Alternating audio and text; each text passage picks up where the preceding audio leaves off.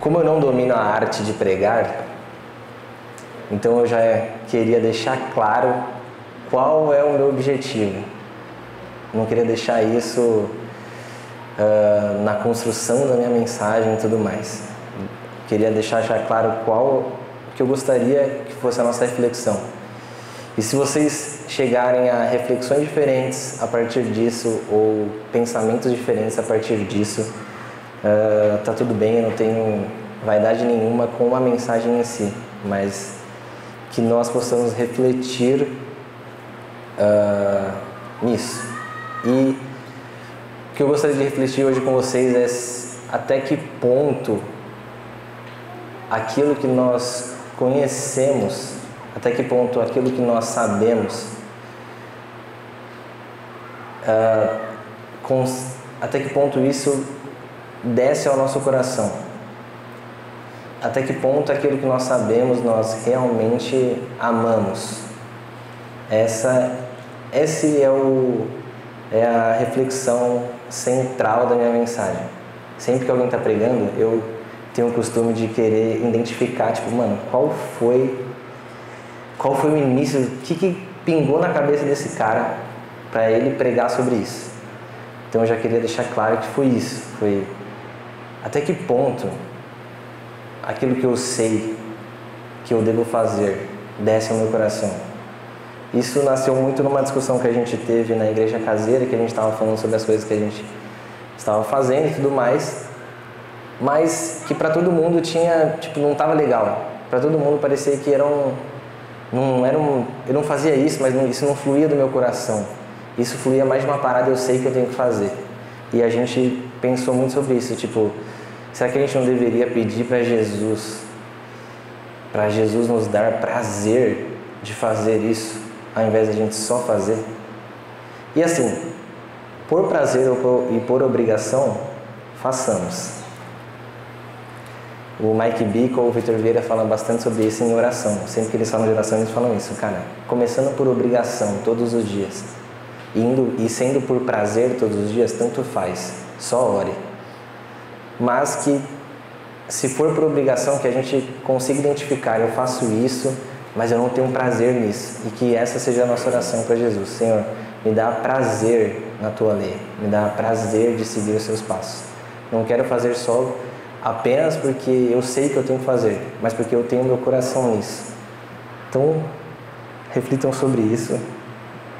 E o texto vai ser Mateus, capítulo 22, de 34 a 40. Evangelho segundo Mateus 22, versículo 34 a 40.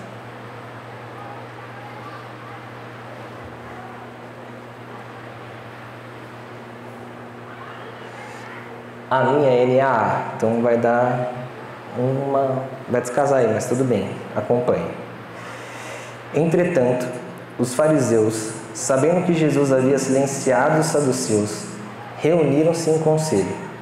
E um deles, intérprete da lei, querendo pôr Jesus à prova, perguntou-lhe: Mestre, qual é o grande mandamento na lei? Jesus respondeu: Ame o Senhor, seu Deus, de todo o seu coração, e de toda a sua alma, e de todo o seu entendimento. Esse é o primeiro e grande mandamento.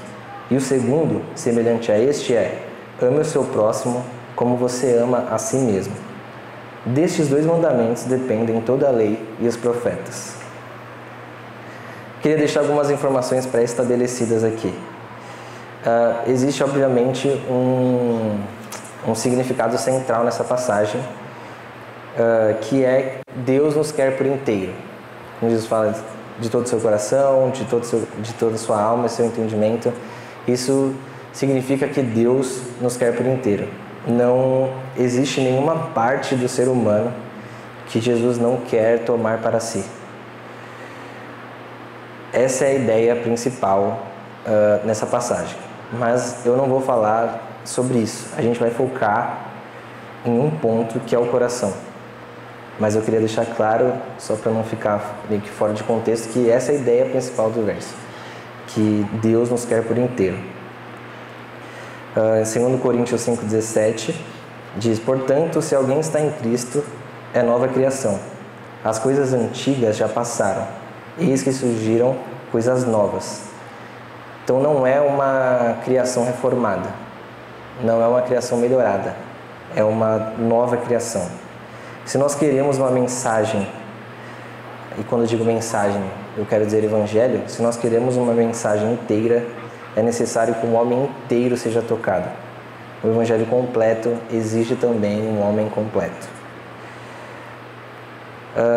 Existe uma frase, eu sei que eu li e anotei, mas não sei de onde que eu li, eu ouvi, que é: o evangelho não é uma mensagem sobre fazer coisas novas.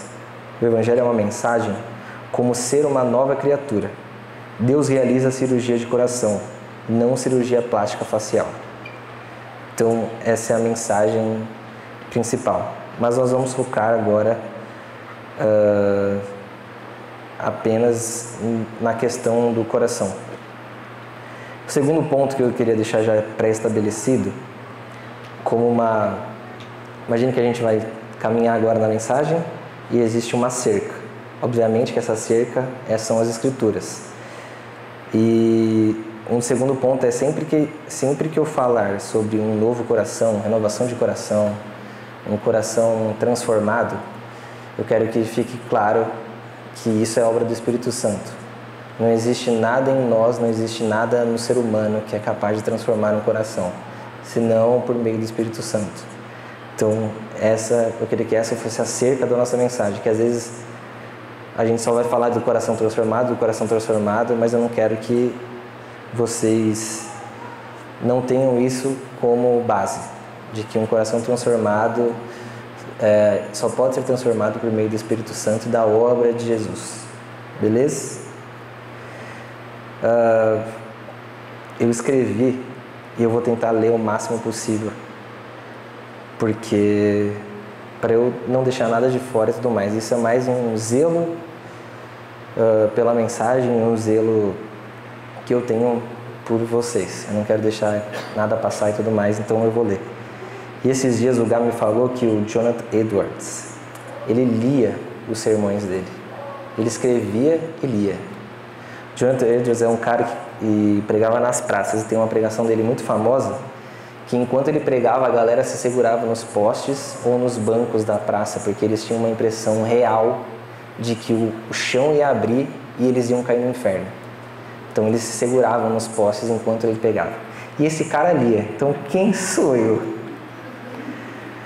O tema da nossa mensagem é o coração como berço para o conhecimento. E eu vou separar minha mensagem em 3 pontos. O coração como alvo de Deus é o primeiro ponto. O segundo ponto, por que o coração?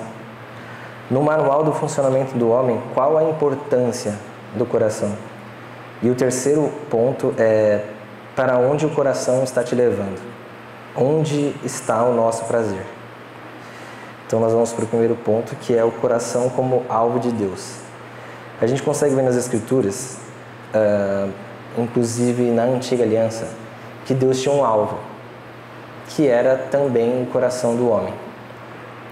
Então, apesar de sempre que a gente pensa na Antiga Aliança, a gente pensa em regras, em pessoas seguindo regras, isso tinha um porquê e eu creio que isso tinha um alvo, que era o coração dos homens. Deus não queria que nós obedecêssemos a Deus cegamente. A lei, ela tem várias características. Uma delas é realmente, através da lei, a gente consegue enxergar quem Deus é. Porque se ele fala através da lei o que ele gosta e o que ele não gosta, a gente consegue identificar na lei características de Deus. E dentre essas características, a gente consegue também encontrar, obviamente, o coração de Deus e o alvo. E qual é o alvo de Deus?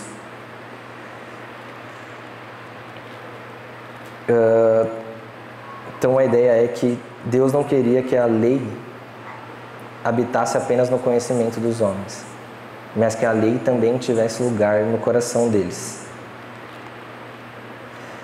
É por isso que a falta desse entendimento, a falta dessa convicção, leva o homem à hipocrisia.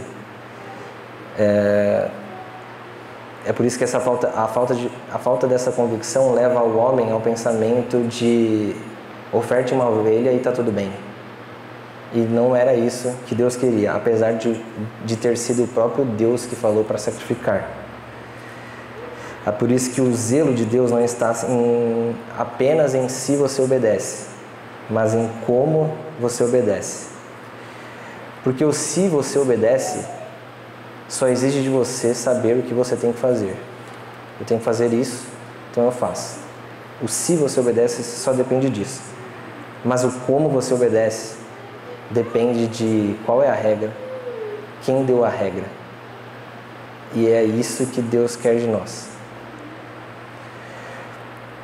O exemplo mais famoso que a gente tem disso é de Caim e Abel.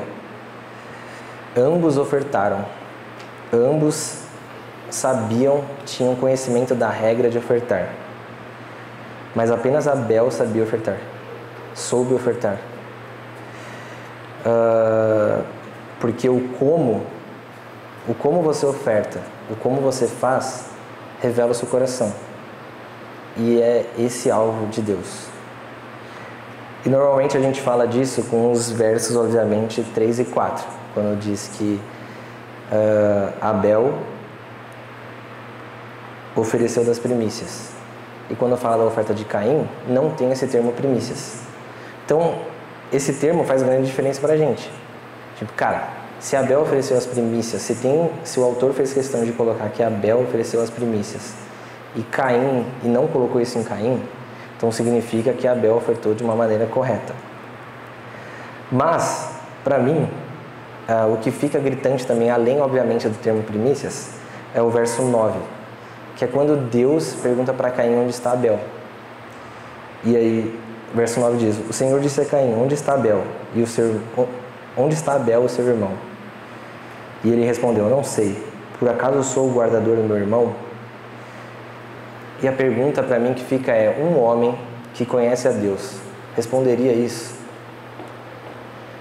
Um homem que conhece a Deus, a sua criação, a importância da comunhão, um homem que conhece a comunhão que existe entre a Trindade, jamais responderia isso para Deus.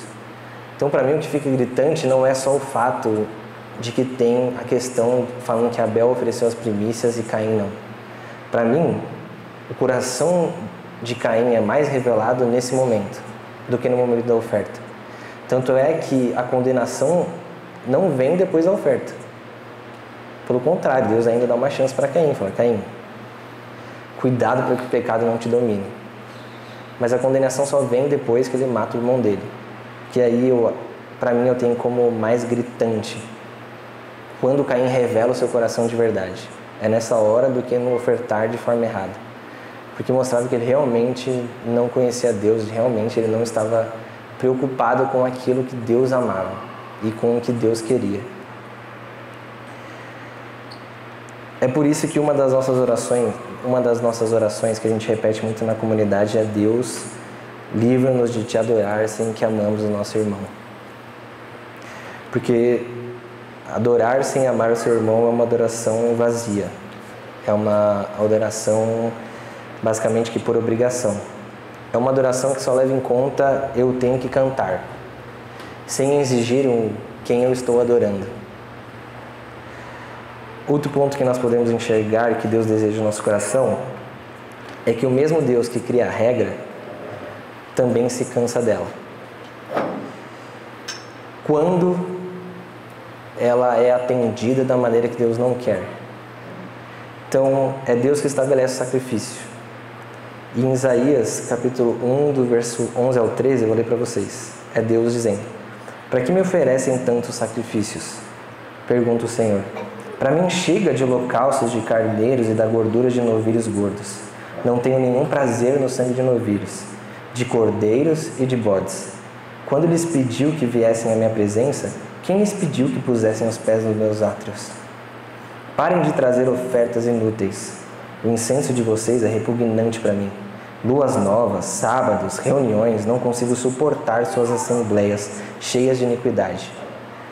O mesmo Deus que estabelece o sacrifício é o mesmo Deus que um dia fala, chega, porque não é assim que eu quero. O Deus que estabelece o templo, o Deus que dá todas as diretrizes do templo, o Deus que, quando o templo é finalizado, Ele desce com a sua presença diante do povo para mostrar a sua aprovação de tudo aquilo que estava sendo feito. É o mesmo Deus que um dia desejou que houvesse um homem que fechasse as portas do templo. Em Malaquias ele diz, se um de vocês fechasse as portas do templo, assim ao menos não acenderiam um fogo no meu altar inutilmente. Não tenho prazer em vocês, diz o Senhor. Não aceitarei as suas ofertas. Isso não aconteceu porque a lei não era boa ou porque Deus se arrependeu de ter dado um tipo de lei. Isso aconteceu porque o povo, além de ofertar realmente errado, oferecendo, por exemplo, animais imperfeitos, o que não era a lei, o que não era o que a lei pedia, o povo não carregava a lei no seu coração. Então, uma das coisas que me mostra que o alvo de Deus também é o coração do homem é porque o mesmo Deus que faz a regra é o mesmo Deus que se cansa dela quando ela não é atendida da maneira que Ele quer, ou quando o homem não tem o coração nela. A nova aliança evidencia a importância de que o conhecimento deve descer para o coração, de que o anseio do coração de Jesus não deve habitar apenas no conhecimento, apenas, quando digo conhecimento cognitivo mesmo, mas que isso deve descer para o seu coração e que o seu coração encontre prazer na lei de Deus. Eu vou ler rapidamente a nova aliança, Jeremias 31, o rei fala bastante disso. No verso 33 ele fala, porque esta é a aliança que farei com a casa de Israel, depois daqueles dias, diz o Senhor. Na mente lhes imprimirei as minhas leis, também no seu coração as inscreverei. Eu serei o Deus deles e eles serão o meu povo. Então, existe um alvo de Deus, que obviamente, como eu disse, é um homem inteiro. Mas a minha reflexão é se, além de oferecermos o nosso conhecimento a Deus, além de lermos as Escrituras e conhecermos, se nós também estamos oferecendo o nosso coração, estamos buscando ter prazer na lei de Deus. E o segundo ponto é por que o coração? Por que um dos objetivos de Deus? No manual do funcionamento do homem, qual a importância do coração? E aqui tem uma parada que eu sempre penso, eu falo, vira e mexe eu falo isso na igreja caseira. Quando você quer saber a respeito das funcionalidades, sei lá, do iPhone, quem você acha que seria o cara perfeito para você perguntar? Obviamente o cara que criou o iPhone. Se você que tem interesse em saber os objetivos, missões e, sei lá, características individuais de alguma empresa, da XP, para quem que você perguntaria? Obviamente para o criador dela. E a gente deve encarar tudo que Deus fala como um manual de funcionamento do ser humano. Não uma parada de Deus, ele prefere azul, então ele falou isso, isso, isso. Não, Deus sabe como você funciona melhor. Deus sabe como funcionam as coisas no ser humano. Deus, ele sabe qual a importância do coração nos seus hábitos, no que você faz. Deus sabe, Deus tem um manual de bom uso do ser humano. Então a gente tem que encarar as leis de Deus, tudo aquilo que Deus fala, também como um manual de bom uso do ser humano. Não existe ninguém melhor e não existe ninguém que conhece mais o ser humano e como as coisas funcionam dentro de nós do que aquele que criou, que é Deus. E a gente vai começar com alguns pontos importantes sobre o ser humano. Nós somos criaturas moldadas por aquilo que atrai a nossa atenção. Nós somos criados assim. Não tem como fugir disso. Nós somos criaturas configuradas com insaciável apetite para ver a glória. Nós somos criados assim. Não tem como fugir disso. Você sempre vai estar buscando uma glória. Se não for Jesus, vai ser outro. Nós somos seres que respondem. Nós vemos algo e nós somos criados para responder a isso. Isso é muito importante a gente ter consciência disso, porque isso mostra sobre quem nós somos em relação a que tipo de criatura nós somos. Então Deus nos criou configurados a isso, e isso não vai mudar. Mas obviamente que existia um objetivo divino, e que às vezes nem sempre é o divino, mas sempre vai ter alguma coisa. Em Filipenses 2, 9 e 11, eu vou dar alguns exemplos. Diz assim: por isso também Deus o exaltou sobremaneira e lhe deu um nome que está acima de todo nome, para que ao nome de Jesus se dobre todo o joelho, nos céus, na terra e debaixo da terra, e toda a língua confesse que Jesus é o Cristo, para a glória de Deus Pai. Romanos 14, 11. Como está escrito: por minha vida, diz o Senhor, diante de mim se dobrará todo o joelho, e toda a língua dará louvores a Deus. Obviamente que aqui diz muito sobre a glória de Deus e o tamanho da glória de Deus, que vai ser tão gigante que não haverá outra resposta a não ser se ajoelhar. Mas é isso, haverá uma resposta. Nós somos seres configurados a responder a alguma coisa. A passagem de 2 Coríntios também nos ensina sobre quem somos. 2 Coríntios 3,18 diz: e todos nós, com o rosto descoberto, contemplando a glória do Senhor, somos transformados de glória em glória, na sua própria imagem, pelo Senhor, que é o Espírito. Ao mesmo tempo que Deus nos dá uma receita de como ser transformado, que é olhando para Jesus e olhando a sua glória, Jesus também nos ensina que nós respondemos ao que nós vemos. Ele também nos dá uma característica do ser humano. Além da receita de, olha, você quer ser transformado? Olhe para Jesus. Mas ele também está dizendo: você é um ser que é configurado de acordo com aquilo que você vê. No livro, tem um livro muito legal que chama A Guerra dos Espetáculos. É maravilhoso esse livro. E o autor ele fala um pouco da relação entre espetáculo e consumo. E tem uma frase que ele diz: quando uma consumidora entra no shopping, seus sentidos são envolvidos por uma panóplia de estímulos pensados para embriagar. Imagens, música, aromas, produtos rodam junto num turbilhão de desejo. É irrelevante se a consumidora já queria antes de entrar no shopping. É irrelevante se ela já queria algo antes de entrar no shopping, pois o shopping é pensado para cultivar tal desejo em lugar dela, e então fornecer-lhe os produtos de que ela precisa para consumar o desejo que o próprio shopping consumiu. Quem nunca entrou num lugar e era para comprar outra coisa e saiu por outra? Saiu com outra coisa na mão. Isso nos mostra também, isso nos prova mais uma vez disso, que nós somos seres que respondemos a estímulos, que respondemos a espetáculos. Os nossos olhos foi criado para procurar espetáculos. E a característica em si, ela não é demoníaca. A característica em si, ela não foi gerada, grifem o gerada, ela não foi gerada pelo pecado. O anseio pela busca da felicidade que você tem de ser completo não é uma característica gerada pelo pecado.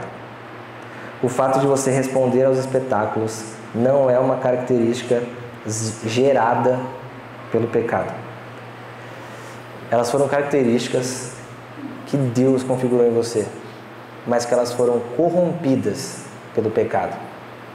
Mas ela não é uma característica gerada pelo pecado. Então você não tem que lutar contra a busca do prazer, que é inevitável. Você foi configurado com isso. Você tem que lutar contra o que você tem como prazer. John Piper tem uma parada que ele fala que a busca da felicidade, não é errado a busca da felicidade, a busca do prazer. É errado a busca do prazer passageiro, do prazer limitado, do prazer mundano. Porque seus olhos sempre serão atraídos por algo. Então é o nosso papel saber dessa nossa configuração e trabalhar a respeito disso. Se eu sou uma criatura que os meus olhos contemplam espetáculos, se eu sou uma criatura que em meu coração existe uma ânsia por ser completo, uma busca por um prazer, o que eu vou fazer com isso? Não lute contra isso. Lute se você for fazer algo errado com isso que você tem, porque essa característica é do ser humano e a gente não tem como nos livrar dessa característica.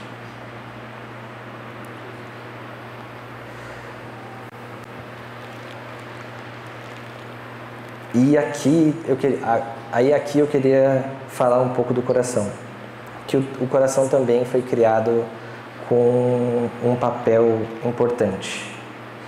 E a gente vai ler 2 versos que eu julgo importante, que falam sobre isso. Provérbios 4, do versículo 20 ao 23. Diz assim: meu filho, escute as minhas palavras. Preste atenção aos meus ensinamentos. Não deixe que eles se afastem dos seus olhos. Guarde-os no mais íntimo do seu coração, porque são vida para quem os encontra e saúde para todo o seu corpo. De tudo que se deve guardar, guarde bem o seu coração, porque dele procedem as fontes da vida. Na NVI, o verso 23 está: acima de tudo, guarde o seu coração, pois dele depende toda a sua vida. Deus nos alerta sobre a importância de guardar o nosso coração, de revisitarmos o nosso coração diariamente a fim de medirmos a qualidade da nossa vida, qual está sendo a fonte da nossa vida. João 14, 21 diz: aquele que tem os meus mandamentos e os guarda, esse é o que me ama. E aquele que me ama será amado por meu Pai, e eu também o amarei e me manifestarei a ele. Tem um verso que eu acho muito parecido com esse, que eu costumo falar isso, que é quando diz que a fé gera boas obras. E eu acho que é muito parecido com isso. Aquele que me ama me obedece. E a gente tem mania, às vezes, de revisitarmos, abrir a caixa das nossas obras. Então, se a fé gera boas obras, então eu vou abrir a caixinha das minhas boas obras e vou ver o que ela está gerando. Aí, eu vejo que a minha fé não está gerando boas obras. Dá para dar uma melhorada. Aí, o que eu faço? Começo a gerar boas obras com as minhas mãozinhas. Então, eu começo a entregar a cesta básica, começo a pregar o evangelho, eu começo a visitar os meus irmãos. E eu começo a fazer tudo isso, porque eu identifiquei que a minha fé não estava gerando boas obras. Só que quando as escrituras dizem isso, não é para a gente abrir a caixinha das boas obras. É para a gente abrir a caixinha da nossa fé, porque é ela que gera as boas obras. Então não é um chamado para nós visitarmos e medirmos as nossas obras. É um chamado para a gente medir a nossa fé. E eu vejo que isso também está aqui. Quando Deus diz que aquele que me ama obedece os meus mandamentos, não é para a gente ver se a gente está obedecendo ou não, para ver qual é o nível da nossa obediência. É para a gente revisitar o nosso amor. Porque aqui também existe uma profecia. Jesus está garantindo, aquele que me ama, me obedece. Não tem como. Então não tem por que a gente focar na nossa obediência em si, sabe? A gente precisa olhar para o nosso coração, porque Jesus já estabeleceu que aquele que tem um coração em Jesus, a consequência é uma só, obediência. Então a gente tem que olhar para o nosso amor e não para a obediência. A gente tem que olhar para a nossa fé e não para a nossa caixinha de boas obras, para evitar que a nossa obediência seja gerada pelas nossas mãos e não pelo nosso amor. Para evitar que as nossas boas obras não sejam geradas pelas nossas mãos, e sim pela nossa fé.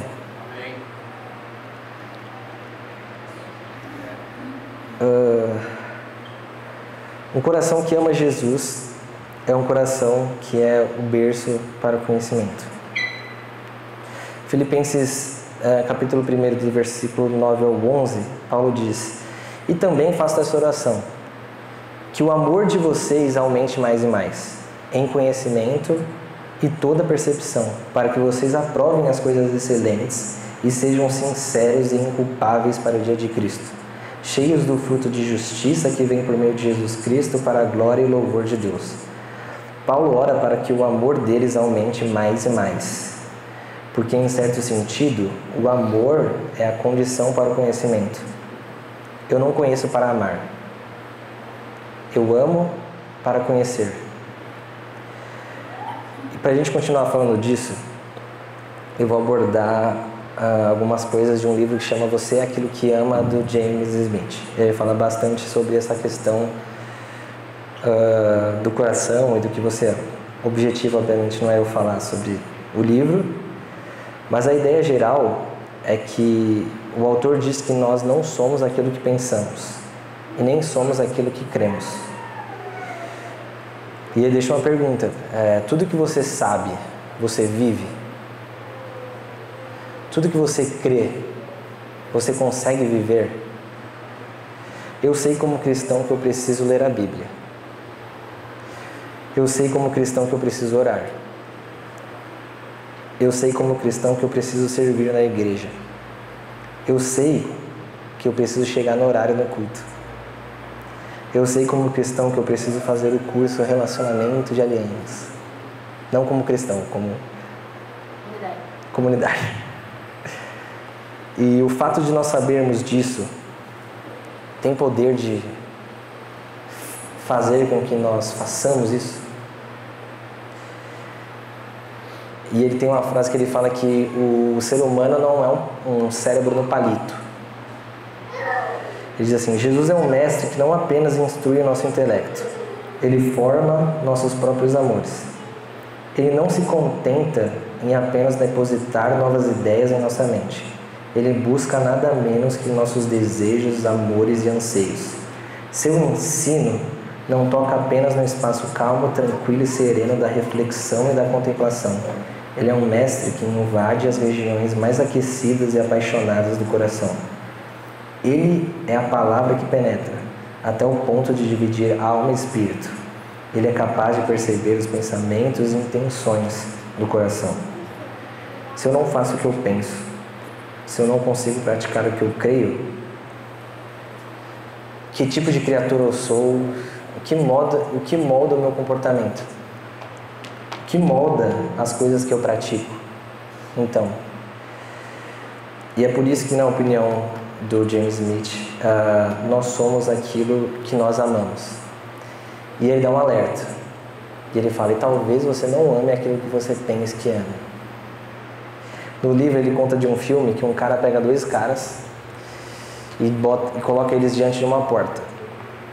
E ele fala assim: do lado de dentro da porta você vai encontrar tudo que você deseja.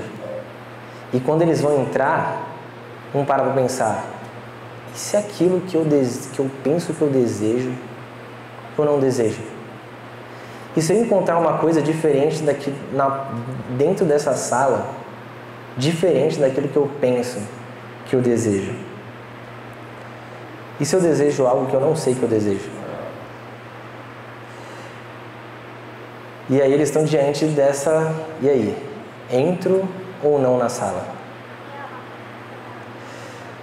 E é isso que o autor diz em relação a talvez você não ame aquilo que você ama. Obviamente, se eu perguntar aqui para todo mundo, e eu vou ser um desses caras, o que você mais ama na vida? Jesus, esquece. Mas aí ele leva esse ponto de reflexão, será? Porque às vezes você pensa que ama, mas às vezes não é o que você mais ama. Então ele fala: como que a gente identifica então o que a gente mais ama? Se eu não faço o que eu penso, se eu não faço o que eu creio, como funciona isso? Seu desejo mais profundo é aquele que você manifesta em seus hábitos e na sua vida cotidiana. Isso significa que a formação de meus amores e desejos pode estar ocorrendo sob o manto da consciência. Posso estar aprendendo a amar um telos do qual nem tenho consciência, mas que ainda assim governa a minha vida sem que eu perceba. E ele diz que o hábito, ele também nos mostra aquilo que nós amamos. E o hábito, ele sempre vai te retornar algo. Então, por exemplo, se você tem um hábito que se torna uma liturgia de você acordar todos os dias, pegar um violão e tocar, esse seu hábito, ele vai te retornar algo. Você será um bom músico, obviamente. Então, a liturgia, ela tem a capacidade de moldar o nosso coração. Nós somos seres criados, configurados, com um coração que se molda pelas liturgias. E aí a importância das liturgias de Deus. E aí a gente entende por que Deus é um Deus tão litúrgico. Por que tem festa anual. Por que todo ano tem a mesma festa para o povo judeu. Por que você precisa, independente da periodicidade, você precisa ceiar com seus irmãos. Isso tem um papel litúrgico para nós. Isso nos ensina algo. Isso molda o nosso coração. Porque Deus sabe que o nosso coração, ele é moldado. Vocês todos sabem, eu gosto muito do Ale Matos da UAN. Tem um podcast dele que o cara pergunta sobre liturgia. E ele fala, uma pessoa começa a desenvolver uma paixão por algo e aquele amor começa a moldá-lo e fazer com que ele crie ritos ao redor desse amor. Então a liturgia começa a apontar o coração dele para aquilo. O que é culto? O que é devocional? O que é vida em comunidade? É Deus, através das liturgias, treinando o seu coração para amar corretamente. Liturgia não é a sequência do culto, é um método pedagógico de Deus para reorientar os nossos amores. Por que eu levanto as mãos?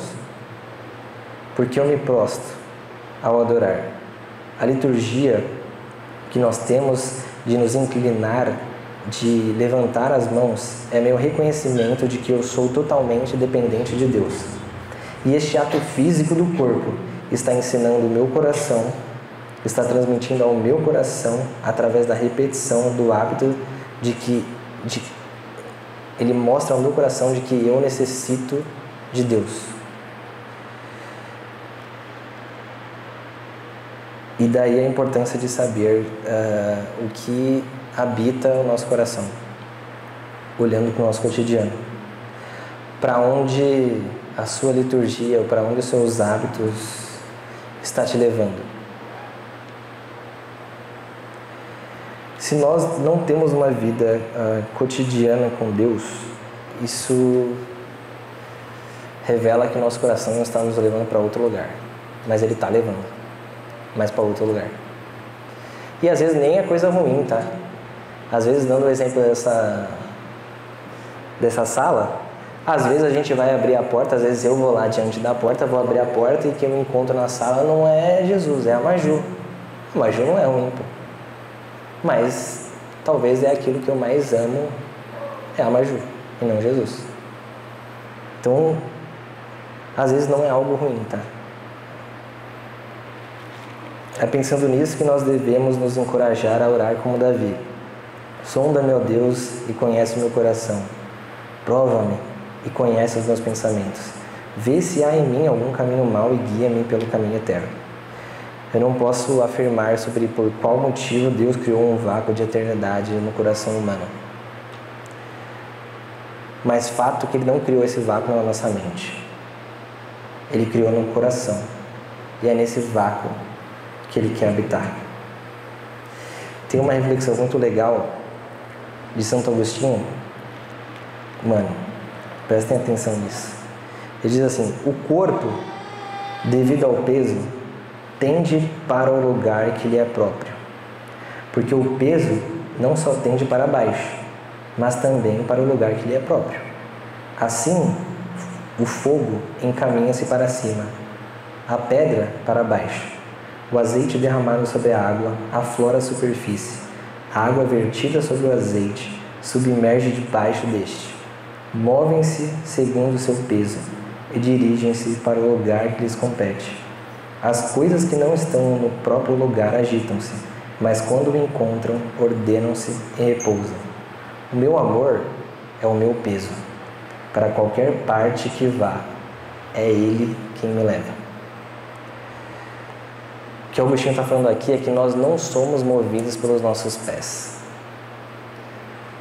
Nós somos movidos pelos nossos afetos.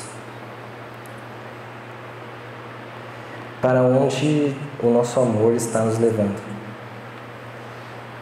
Qual o tipo de prazer que nós temos? Se nós,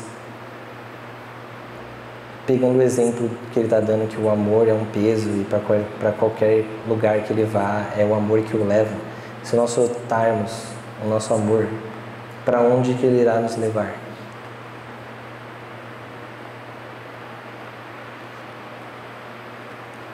E falando um pouco, eu entrei no terceiro ponto sem perceber, tá? Então estamos no terceiro ponto já. O que tem no nosso coração, qual é o prazer que nós temos dentro do nosso coração. E eu sempre pensei na pergunta de Pedro, na pergunta de Jesus a Pedro depois da ressurreição.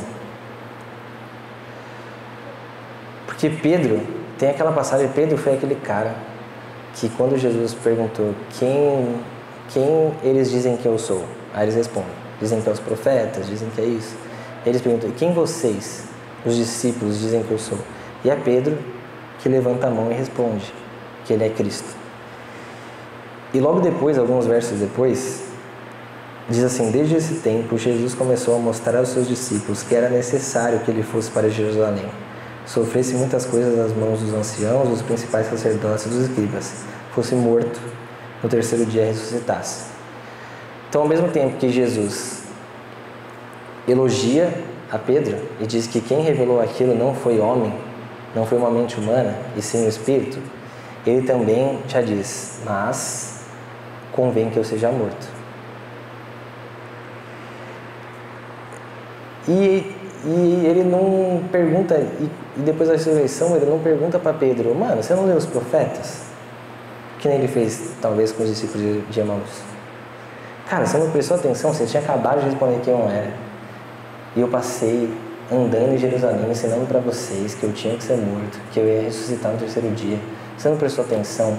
Você não sabia disso? Não entrou na sua mente? E a pergunta de Jesus foi só, tu me amas? E aí, só para... Eu não sei se eu me perdi no meio, mas só para a gente linkar as coisas. Calma aí.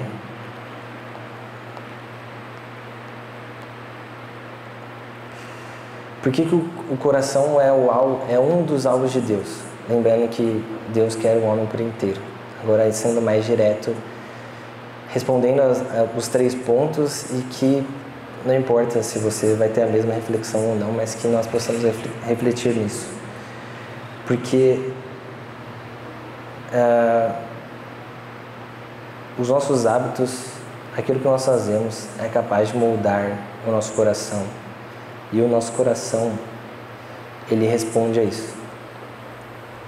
Então, o coração ele tem um papel importante no funcionamento da vida humana.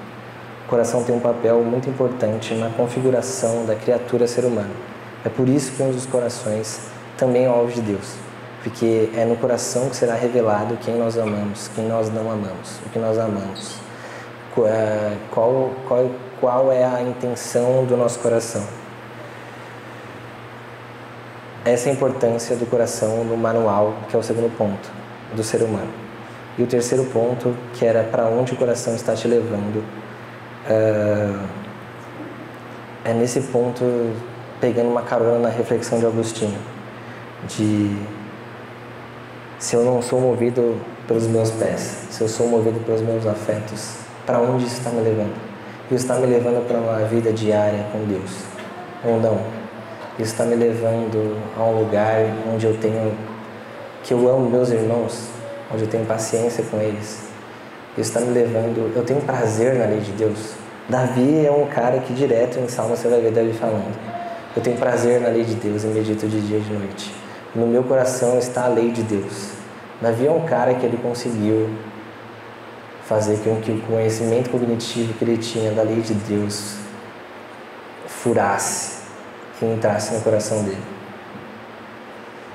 Então, os músicos podem vir. Essa é a reflexão que eu queria trazer para vocês. Se nós somos uma comunidade que preza muito pela leitura das Escrituras, nós somos uma comunidade que ama que as pessoas comprem livros e leiam todos os livros.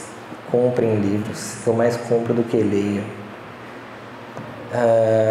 Nós temos um zelo pelo conhecimento, porque conhecer é também não, conhecer é a vida eterna, é conhecer a Jesus. Você não conhecer a Deus pode fazer com que você adore um Deus que não existe. Tem um livro que chama Deus Não É Seu Ídolo, e o autor ele dá 3... Para você não fazer de Deus um ídolo, existem 3 principais pontos: você saber quem é Deus, o Criador, você saber quem é você, a criatura, e você saber em qual estado está a sua relação com Deus. Qual estado no sentido de quem manda e quem obedece. Quem é o Criador e quem é a criatura. Se a gente tem isso muito claro na nossa mente, é muito difícil de que você faça de Deus o seu ídolo. Então, mais uma vez, Deus nos quer por inteiro. Esse é o principal. Mas o foco da minha reflexão, de que eu queria trazer para vocês, é se nós realmente estamos oferecendo o nosso coração a Deus.